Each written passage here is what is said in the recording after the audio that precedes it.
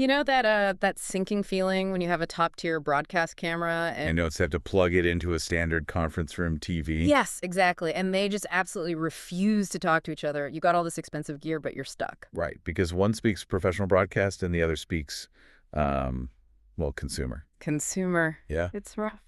So that is our mission for this deep dive today. We're zooming in on the Kramer FC-332. The classic SDI versus HDMI standoff. It really is the bane of AV setups everywhere when you're trying to bridge those two completely different worlds. It really is.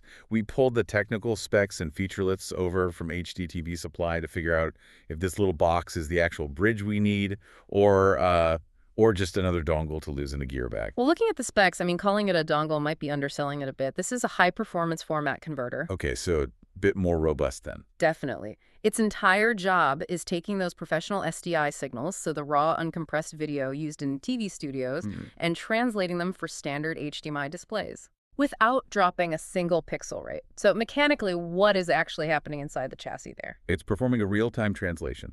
You feed it an SDI signal, and that could be standard def, high def, or even 3G HD-SDI. Oh, wow. Yeah, and it converts that video plus the embedded audio into two simultaneous HDMI outputs. Two outputs is super handy for redundancy.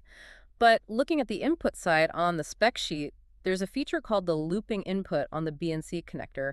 Why does a converter need a loop?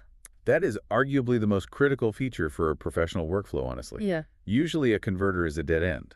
The signal goes and changes format and stops. But in a live broadcast truck or a stage setup, you can't really afford a dead end. Exactly. You can't. The signal needs to go somewhere else. Right, so the looping input acts like a pass-through. It does. It lets that original raw SDI signal continue right through the device to your main switcher or recorder. Ah, so the HDMI conversion is happening on the side just for local monitoring. Right? It's almost like eavesdropping on the signal without interrupting the flow at all. That makes a ton of sense. You don't want your monitoring tool to suddenly be the bottleneck in your main feed. No, you really don't. And speaking of bottlenecks, if you look at the data rates, it handles up to 3 GBPs, specifically 2,970 millibps. That sounds like a massive amount of data for such a little box. It has to be massive. It's supporting SMPTE 259M, 292M, and 424M standards. Those are the professional benchmarks for uncompressed video. Exactly. If the box couldn't handle that speed, you'd get lag or artifacts, which is totally unacceptable in a pro environment. Makes sense. Now, I want to shift to the physical design a bit because specs are great, but user experience usually falls apart in a dark rack room. Oh, absolutely. Kramer has this active input indication system. What is that? It's a fancy name for a very practical feature. It essentially uses color-coded LEDs to tell you what the box is seeing. Green means it's locked onto a standard definition signal. And blue means high-definition HD-SDI. You got it. So if the screen is black, I can literally just look at the box and know instantly if I'm even getting a signal. No guessing games. It completely removes the variable. Same with the audio, too. There's a physical rotary switch on the unit, specifically for selecting the embedded audio group. Oh, because SDI can carry a ton of audio channels. Right, so you need that granular control to tell it exactly which ones to push to the HDMI speakers.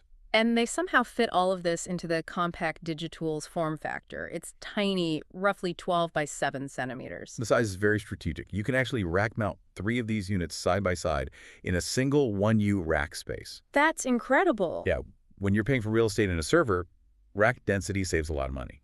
Or because it only weighs 0.3 kilograms, you can just Velcro it to the back of a monitor. Speaking of money, HDTVSUPPLY lists this around $708, discounted from nearly $900. That's a pretty steep price tag for a converter. It is an investment for sure. Yeah. But you have to look at the warranty. Kramer includes a 7-year factory warranty with it. 7 years is a long time. In the electronics world, that is effectively a statement of intent. They do not expect it to break. That is a very good point. And looking at the reviews, like one from a user named Howard, the sentiment is consistent. It's about ease of checkout and reliability. Exactly. When you're billing a client for a live event, you aren't paying $700 for a converter. You're paying $700 for insurance that the screen won't go black. Reliability is the product. The conversion is just the feature. So essentially, the FC-332 is the invisible diplomat between the broadcast world and the consumer display world. That puts it perfectly. Here's a thought to leave you with. If we can now split loop and convert broadcast signals with a device the size of a deck of cards, are we seeing the end of the massive broadcast truck? That's the real question, isn't it? Can we now build a broadcast quality control room that fits entirely in a backpack? We're getting closer every single day. Something to chew on. Thanks for diving in with us.